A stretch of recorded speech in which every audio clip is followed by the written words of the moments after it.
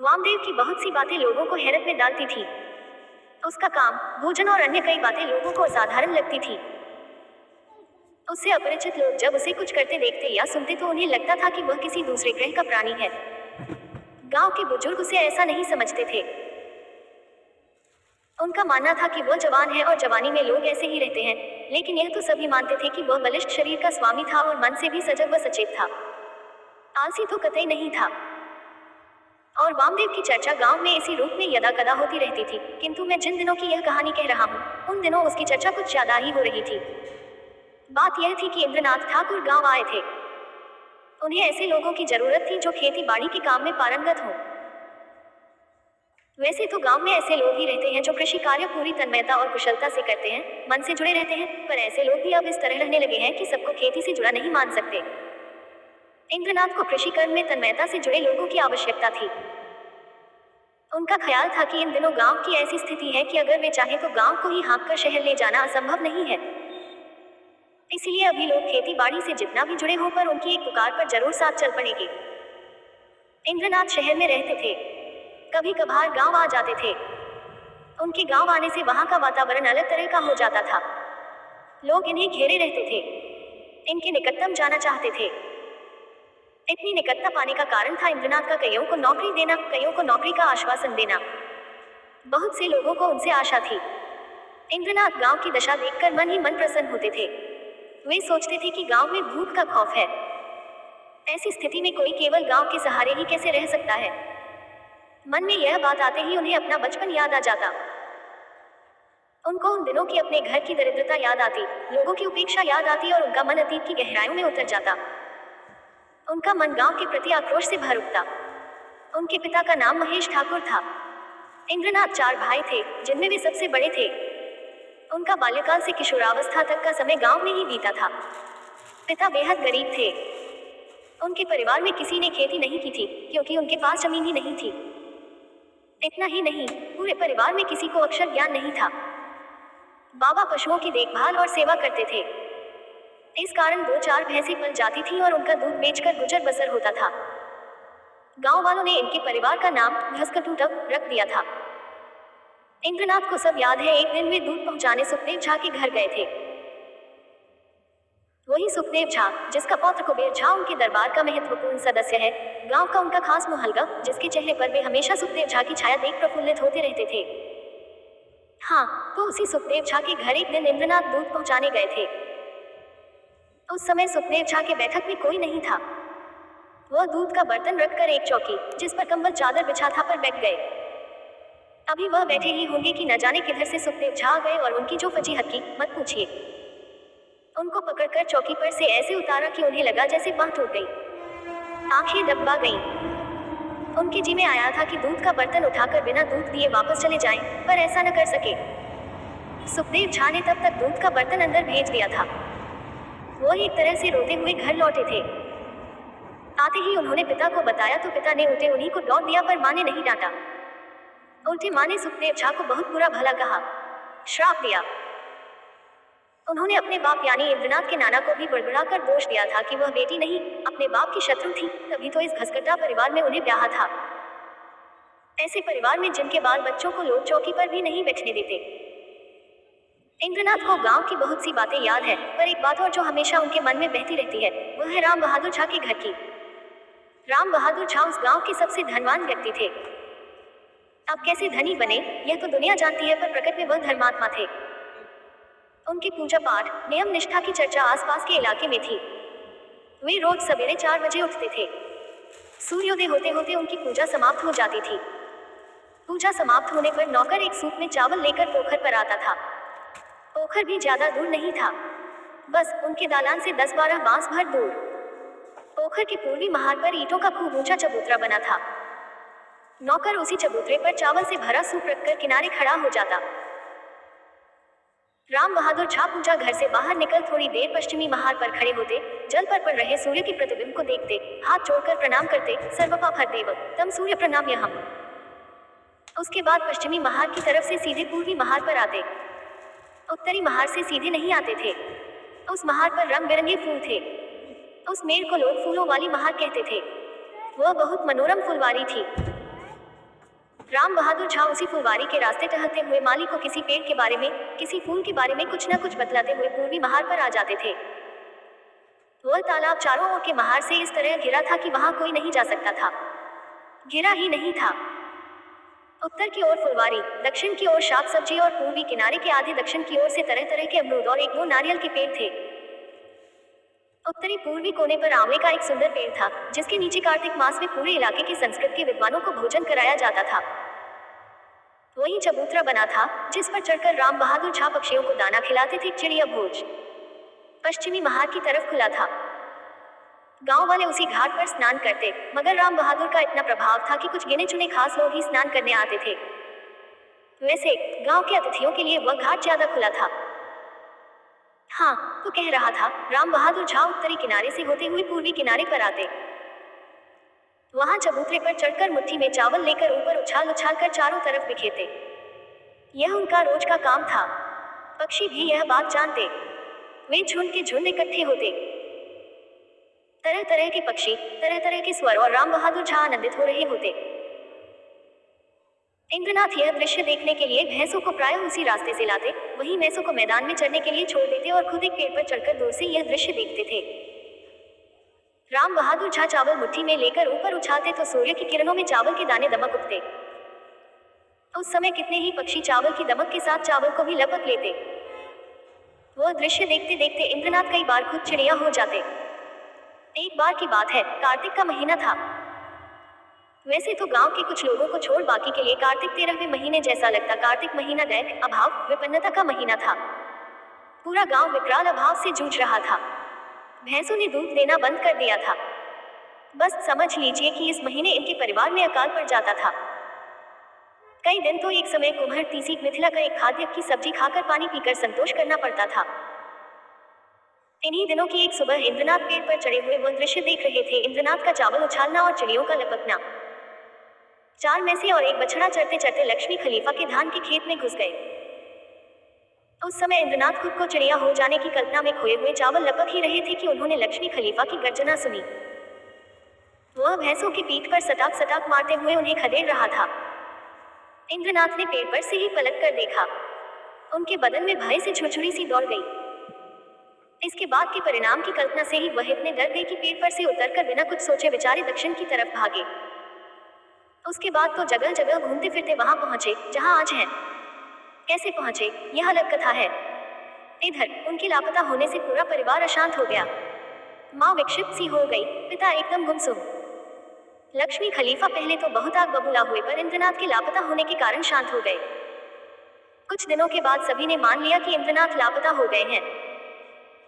इस बारे में तरह तरह की चर्चा हुई। फिर यह चर्चा धीरे धीरे ठंडी पड़ गई।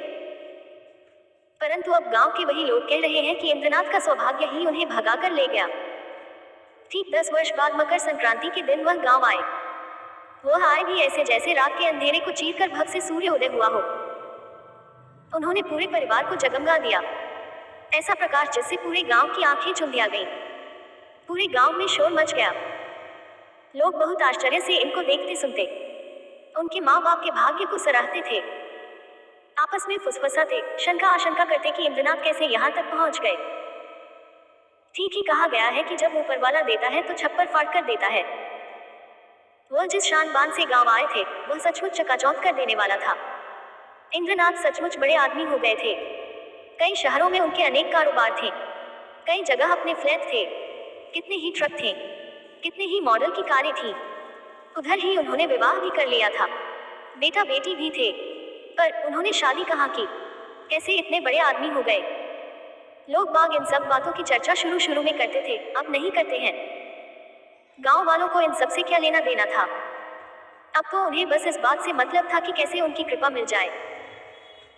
वह जितनी बार गांव आते, उतनी बार कुछ लोगों को नौकरी मिलती, कुछ लोगों को आश्वासन मिलता, कुछ लोगों को बेटी की शादी में, कुछ लोगों को इलाज के लिए, तो कुछ को तीर्थयात्रा आदि के लिए मदद मिलती थी। उनके आने से गांव धन्य धन्य हो जाता। इन लोगों को मदद का फैसला उनके दरबार में होता था। ठीक सवेरे उनका दरबार लग जाता था। जब जब वह गांव आते, तब तब उनका दरबार लगता।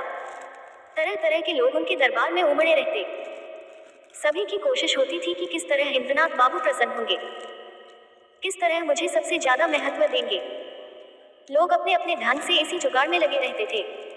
इधर इंद्रनाथ खुद इस खेल में उस्ताद थे। वे अपने आभामंडल को विस्तार देने की कला में निपुण थे। जब उनका दरबार लगता तो विभिन्न प्रकार के लोग विभिन्न आवश्यकताओं की सूची लेकर ही आते, पर इंद्रनाथ स्वयं अपने मुंह से किसी को कोई जवाब नहीं देते। चुपचाप मुस्कुराते हुए लोगों की बातें सुनते।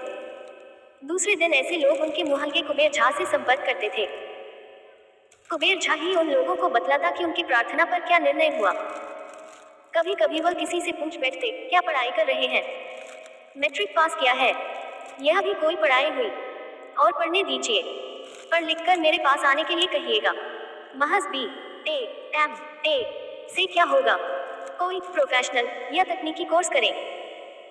कभी कभी दरबारियों की बातें सुनते सुनते बीच में ही किसी से पूछ बैठते, अने भाई फलाने, उसके घर का क्या हाल है? लोगों का क्या? वे लोग नमक मिर्च लगाकर ऐसी बातें करते जिससे इंद्रनाथ की उसमें रुचि बढ़े। किसी की निंदा में उन्हें बहुत रस आता। गांव में बेरोजगारी बढ़ रही है, लोग पढ़ाई लिखाई से विमुख हो रहे हैं। जिसकी माली हालत अच्छी थी, उसकी हालत अब खराब हो रही है। ये सब सुन उन्हें बड़ा मजा आता और यही मजा लेने व अपना महत्व दिखाने के लिए वे गांव आते थे। जब वह अपनी बैठक में दरबारियों से घिरे बैठे रहते थे तो उनको लगता था कि वह राम बहादुर झा हो गए हैं। वही राम बहादुर झा जो रोज चिड़िया भोज करते थे। जब वह अंजुरी में चावल लेकर ऊपर उछालते थे तो पक्षीगण चावल को उसी चमक के साथ ऊपर ही लपक लेना चाहते थे। वही इंद्रनाथ अब मन ही मन राम बहादुर झा हो रहे थे। हाँ, अब स्थिति बदल गई है। अब इनको अपने दरबार में आए लोग चिड़िया लगते, किसी का मुंह मैना, किसी का कबूतर, किसी का बुलबुल और किसी का कौवा जैसा। और उस समय वह इतने प्रसन्न हो जाते थे जब किसी दरबारी को कोई आश्वासन देकर उसकी प्रसन्न आंखों को बिखेरे गए दाने की चुपती चिड़िया की तरह देखते रहते, मुस्कुराते रहते। मुस्कुराते मुस्कुराते सोचते, गांव के लोग गट में जा रहे हैं। ऐसी मनस्थिति देखते हुए उन्हें बहुत आनंद आता था और यही आनंद लेने के लिए ही वह गांव आते थे। यह आनंद लेने की उन्हें ऐसी लत लग गई कि वह साल में 2-3 बार गांव आने लगे। वैसे इंद्रनाथ गांव आते हैं तो पूरा गांव इसे अपने पर उनकी कृपा मानता है, अन्यथा उनके जैसा आदमी गांव क्यों आए? गांव से उन्हें क्या काम? अभी तक तो जो गांव से गया उसके लिए गांव जैसी खराब जगह कोई नहीं। इसीलिए ऐसे लोग गांव छोड़ शहर में ही बसना चाहते हैं। पहले इंद्रनाथ गांव आते थे तो किसी से अपनी जरूरतों के बारे में जिक्र नहीं करते थे। गांव के लोग ही उनसे अपनी जरूरतों का रोना रोते थे। इंद्रनाथ उनकी जरूरतों को पूरा करते थे, परंतु इस बार वह गांव आए तो उन्होंने दरबारियों से अपनी जरूरत बताई। इस बार उन्हें एक ऐसे व्यक्ति की जरूरत थी जो खेती बाड़ी के काम में तन्मयता से लिप्त हो। कारण यह था कि उन्होंने दिल्ली से सटे हरियाणा में कुछ खेत खरीदे थे जिन्हें वे फार्म कहते थे। उसमें उन्होंने तरह तरह के फल फूल सब्जियां लगाई थी, धान भी, गेहूं भी, कुछ अन्य चीजें भी उगाते थे। वह अपने फार्म में उर्वरक या खाद नहीं डालते थे। अब वह ऐसे ही बिना खाद का इस्तेमाल किए अनाज और फल खाना चाहते थे। पर उन्हें इस फार्म के सही संचालन के लिए कुशल खेतिहर व्यक्ति की जरूरत थी। वैसा व्यक्ति उन्हें मिल नहीं रहा था। उन्होंने कई लोगों को रखा पर नाकाम। उन्हें समर्पित और कुशल व्यक्ति की आवश्यकता थी। कुबेर झा, हरिदेव झा ने कई लोगों को उनसे मिलवाया पर कोई पसंद नहीं आया। बातचीत चलती रही। एक दिन दिलीप ने कहा, कुबेर भाई, वामदेव कैसा रहेगा? वामदेव का नाम सुनते ही जैसे सबके चेहरे खिल उठे। सबको यह नाम जच गया। वैसे कईयों को शंका थी कि वह जाएगा या नहीं, परंतु पैसे का लोभ सबकी आशंका को कमजोर कर देती। खुद इंद्रनाथ वामदेव को नहीं जानते थे। उन्होंने पूछा, कौन है वामदेव? वामदेव के बारे में सभी कुछ न कुछ बताने लगे। ओह, इसका मतलब यह हुआ कि मैं इस गांव में बहुत लोगों को नहीं जानता। वे लोग इधर नहीं आते क्या? पूछकर इंद्रनाथ फिर से उसका हुलिया लेने लगे और तभी से उनके दरबार में वामदेव की चर्चा शुरू हो गई। वैसे भी गांव में तरह तरह की चर्चाएं होती रहती हैं। कभी चर्चा होती है कि गांव में आजकल सबसे ज्यादा धन कौन कमा रहा है। कभी यह चर्चा होती कि आजकल गांव में सबसे ज्यादा कौन खट रहा है। सबसे अधिक हाड़ तोड़ मेहनत करने वालों में वामदेव का नाम था। ऐसा परिश्रमी जो किसी को भी हैरत में डाल दे। तो दरबार में वामदेव की चर्चा शुरू हो गई। वैसे भी वह दरबार किसी की प्रशंसा या निंदा में कोई सानी नहीं रखता था। इन चर्चाओं का एक ही प्रयोजन था कि किस तरह किससे क्या सुनकर इंद्रनाथ जी प्रसन्न होंगे। अतः जब दरबारियों की समझ में आ गया कि वामदेव जैसे व्यक्ति की उन्हें जरूरत है तो कई दिनों तक उसी की चर्चा चलाते रहे। उसके बाहुबल का बखान हो रहा था। उस बखान में कोई कहता, ओह क्या अद्भुत जवान है, गठीले बदन वाला 5 हाथ का मर्द, और काम उसके बराबर कौन कर सकता है। एक पहर में फावड़े से 5 बिस्वा खेत की मिट्टी पलट दे। दूसरा टपकता, तीसरा ध्यान खींचता। उस समय की बात याद है जब अकेले मर्दवे ने ट्रक भर गन्ना लाद लिया था। चौथा व्यक्ति उस तीसरे से थोड़ा चलता था। उसने बात को उधर ही धकियाते हुए कहा, ए भाई, क्या गन्ना खाता है? वह दांत है कि मशीन? थोड़ी ही देर में गन्ना चूसकर गोल सिट्टी का ढेर लगा देता है तो विचित्र आदमी। इसको देखता हूँ तो ऐसा लगता है कि जैसे लोरिक ताड़ के पेड़ का छड़ी बनाकर पशु चराता होगा। सो ठीक है बहन, जो आदमी है कि क्या? चौथे ने फिर टहका दिया। वामदेव पुराण वैसे ही चल रहा था। उसी यशोगाथा का नित नए तरह से विस्तार हो रहा था। उस दिन ऐसे ही बात खींचते हुए हरिदेव बोले, ए भाई, काम तो करता है सो करता ही है, खाने में भी कम बहादुर नहीं है। उस समय तो लगता है जैसे राक्षस खाना खा रहा हो। हरिदेव झा की यह बात सुनकर कुबेर झा को लगा कि उसके खाने की बात सुनकर इंद्रनाथ कहीं भड़क न जाएं। अतः वे हरिदेव की बात को दबाने लगे। ए हरिदेव भाई, वह काम करेगा 4 आदमी का और खाएगा मेरे आपकी तरह। मैं यह नहीं कहता, पर आप उसे खाते देखेंगे तो ताज्जुब करेंगे। मैंने क्या उसे खाते नहीं देखा है? 1 महीना भी नहीं हुआ है। बलदेव बाबू के भोज में मेरे पास ही बैठा था। कुबेर झा बात को रास्ते पर लाए। अरे, तब आपने ध्यान नहीं दिया कुबेर भाई। एक बार की बात बताता हूँ, ज्यादा दिन नहीं बीता है। मुन्नी राउत के बैठक में हम कई लोग बैठे थे। आंगन में चिड़वा कूटा जा रहा था।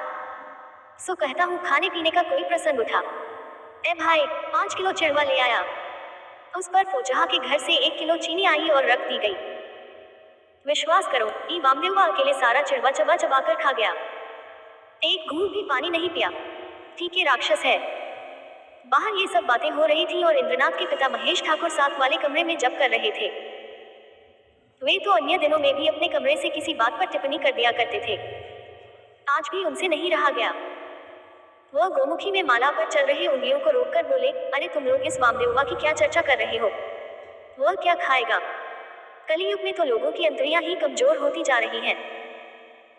मैंने खुद्दी काका को अपनी आंखों से देखा है।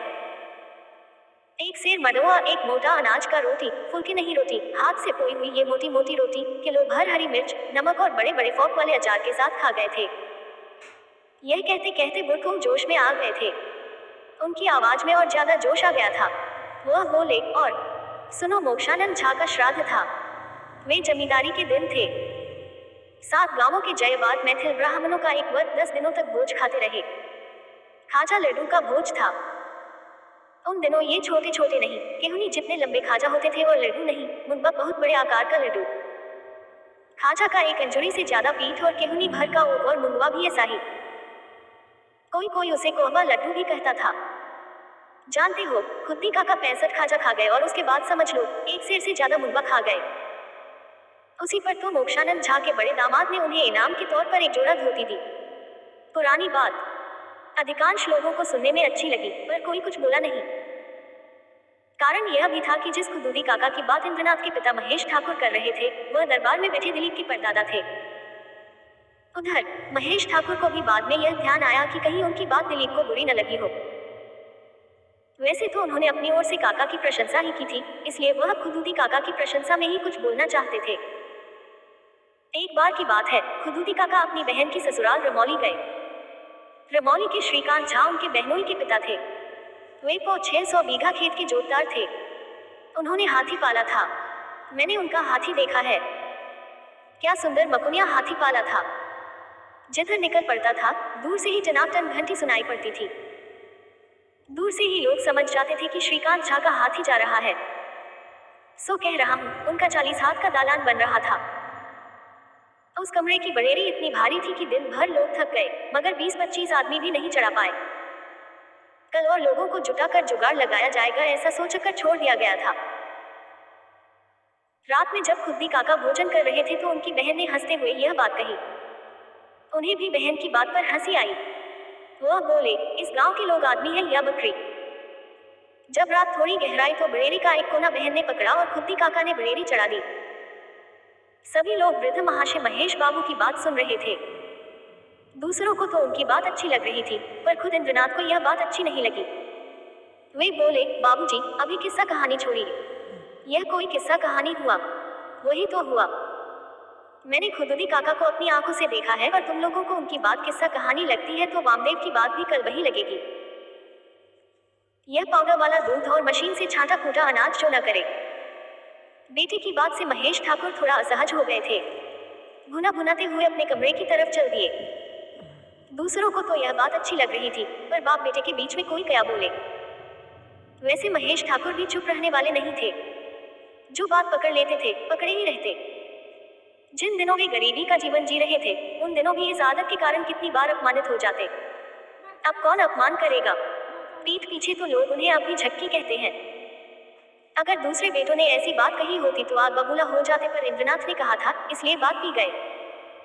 इधर इंद्रनाथ अपने आगे पीछे चक्कर काटने वालों पर भी क्रोधित थे। उन्होंने कह भी दिया, तुम लोग किसी काम के नहीं हो।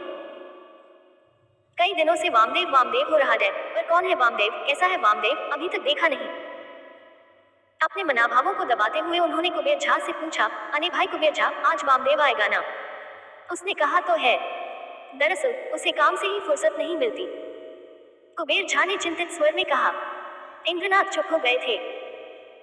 वे गंभीरता से सोच रहे थे कि क्या गांव में ऐसे लोग भी हैं जिन्हें काम से फुर्सत नहीं है।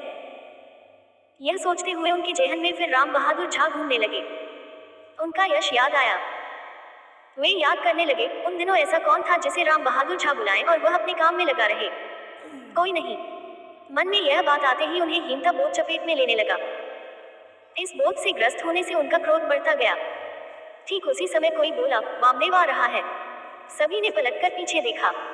सचमुच वामदेव ही आ रहा था। वो आया तो हरिदेव बोले, आओ वामदेव, कितने दिनों से इंद्रनाथ बाबू तुम्हारा इंतजार कर रहे हैं, पर तुम तो डुमरी के फूल हो गए। जी हाँ, वामदेव बोला, मगर मुझे काम से फुर्सत मिले तभी तो। क्यों? क्या कर रहे थे? क्या करूँगा? काम की कोई कमी है? गांव में कौन सा काम है भाई वामदेव? दिलीप बोला, अपर स्कूल में वामदेव भी उसके साथ कुछ दिन पड़ा था। दिलीप के प्रश्न के स्वर में वही सखा भाव था। दिलीप बाबू, आप गांव में रहते हुए भी गांव में नहीं रहते। यहाँ काम की कोई कमी है? इंद्रनाथ ने वामदेव की ओर देखा। सुगठित शरीर, 5 हाथ का मर्द, चिकनी मिट्टी की तरह चमकती काया। उनकी दृष्टि वामदेव पर ठहर गई। वस्तुतः यही गांव का आदमी है, पर तुरंत न जाने क्यों उनका मन ईर्ष्या से भर गया। उन्होंने मन में ठान लिया कि इसे किसी भी हालत में साथ ले जाना है। इधर कुबेर झा ने वामदेव को सारी बातें विस्तार से समझा दी कि इंद्रनाथ बाबू ने उसे क्यों बुलाया है। वामदेव ने सारी बातें ध्यान से सुनी और गंभीरता से बोला, सुनिए कुबेर बाबू, हम लोग गांव से बाहर कहीं नहीं जा सकेंगे। बाहर कहीं अच्छा ही नहीं लगेगा। अगर नहीं जाओगे तो गांव में क्या मिलेगा? अब गांव में खेती से क्या होता है? पैदावार होती है, कभी सूखा कभी बाढ़। कुबेर झा ने अपनत्व भरा स्वर उछालते हुए कहा, नहीं होता है तो क्या आप लोगों ने इसके कारण के बारे में कभी सोचा है? वामदेव बोला, वह क्या सोचें? अब सोचने की कोई जरूरत नहीं है। कारण भारत में इतना अन्न पैदा होता है कि उसे रखने की जगह नहीं है। कुबेर झा बोले, सो जो भी हो, हम लोगों को वहां से क्या मिलता है यह देखना है। इसीलिए तो तुम्हें अपना देखने के लिए कह रहा हूँ। पूरे वर्ष में कितना अन्न उपजा लेते हो? अन्न का क्या दाम है? किसान को अन्न उपजाकर क्या मिलेगा? क्या होगा? गांव की हालत समझते हैं। गांव में कितने लोग अपने खेत की उपज पूरे साल खाते हैं। इसका कारण है कि कोई खेत पर ध्यान ही नहीं देता। कुबेर झा और वामदेव की वार्ता को हरिदेव ने अपनी तरफ मोड़ा। वामदेव, कुबेर ठीक ही कह रहे हैं भाई, पूरे साल में तुम जितना अन्न उपजाओगे उतनी तनख्वाह 2 महीने में ही पा जाओगे। अरे पैसे के आगे अन्न उपजाकर क्या होगा? जब अन्न से कुछ नहीं होगा तो ये फार्म क्यों बनाए? वामदेव ने हंसते हुए पूछा। अरे ये बड़े आदमी हैं, ये इनका शौक है, हरिदेव बोले। हरिदेव की इस बात पर वामदेव खूब खुलकर हंसा। उसकी हंसी किसी को अच्छी नहीं लगी, पर और कोई कुछ नहीं बोला। कुबेर ने पूछा, तुम क्यों हंसे? नहीं, ऐसी कुछ बात नहीं है। आप लोगों की बात से आज कस्तूरी काका की याद आ गई। एक दिन मैंने उनसे पूछा, काका, हम लोगों के खेतों में नकदा मिथिला में पाए जाने वाले पक्षी पटेर आते थे, अब ये पक्षी दिखाई नहीं पड़ते। वे बोले, पहले जहाँ जहाँ सुविधा मिलती थी वहाँ वहाँ उड़ जाते थे। मनुष्य की तरह पक्षियों के घर नहीं होते, वे सूखे या बाढ़ से नहीं लड़ सकते, नहीं पाला फाड़ सकते हैं, इसलिए स्थिति अनुकूल खोजते उड़ते रहते हैं। अब तो अपने यहाँ मनुष्य उड़ रहा है, तो दूसरी जगह से पक्षी कहाँ से आएंगे? यह कहकर वामदेव फिर हंसने लगा। नहीं करता। यह तो बेतुकी बात हुई। वो अपने कुछ भी बोल दिए और हंस पड़े। शर्त के साथ चलता है। कुबेर झा दांत पीसते हुए बोला, पर वामदेव ने उस पर ध्यान नहीं दिया। वह दूसरी ओर देखने लगा। देखते देखते वह अचानक उठकर खड़ा हो गया। उठकर गमछा झाड़ते हुए बोला, इसीलिए बुलाए थे। तो मैं चलता हूँ। ओहो, जा रहे हो? कहाँ जा रहे हो? हरिदेव ने पूछा। लखनदी का बांध चंबोनी के पास टूट गया है। सभी की सलाह हुई है कि उसे बांधा जाए। लोग बाग वहीं जा रहे हैं। मैं भी कुदाल लेकर वहीं जाऊंगा। वामदेव ने सहज भाव से उत्तर दिया। बाहर चल रहे गपशप को इंद्रनाथ के पिता महेश ठाकुर सुन रहे थे। उनके मन में कितनी बार आया कि उत्तर दे, पर कुछ देर पहले इंद्रनाथ की बात से इतने असहज थे कि बात मन में दबाए रहे। जब वामदेव ने लखनदी बांध बांधने की बात कही तो उनसे नहीं रहा गया। बोले, लखनदी से जो पानी आता है उससे तो केवल डोर ही डूबता है। अनेरे वामदेव, उससे तुम्हें क्या? तुम्हारा तो एक धूर्त लोगों की तरह बोल रहे हैं। बेशक वह मेरा बांध नहीं है, पर है तो मेरे ही गांव का। वामदेव ऐसे बोला कि सबको उसके स्वर में आत्मबोध की पीड़ा का एहसास हुआ। उसकी बात सुनकर इंद्रनाथ मन ही मन तिलमिला उठे। उन्हें लगा कि यह वामदेव उनका अपमान कर रहा है। यह अनुभव होते ही उन्हें लगा जैसे वे गांव आते हुए भी पूरी तरह गांव नहीं आ पाए हैं। उन्हें अपने कद महत्व में कमी लगी। वे उदास होने लगे। इंद्रनाथ के चेहरे का रंग बदलते देख कुबेर झा वामदेव पर क्रोधित होते हुए बोले, सुनो वामदेव, इंद्रनाथ के पास इतना वक्त नहीं है कि वे बार बार तुम्हें बुलाएं।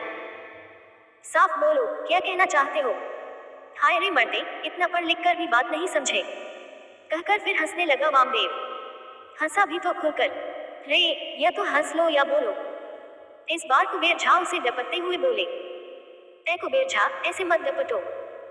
आप चिड़िया और मनुष्य में अंतर नहीं समझते तो मैं क्या करूं? कहते हुए वामदेव वहां से चल पड़ा।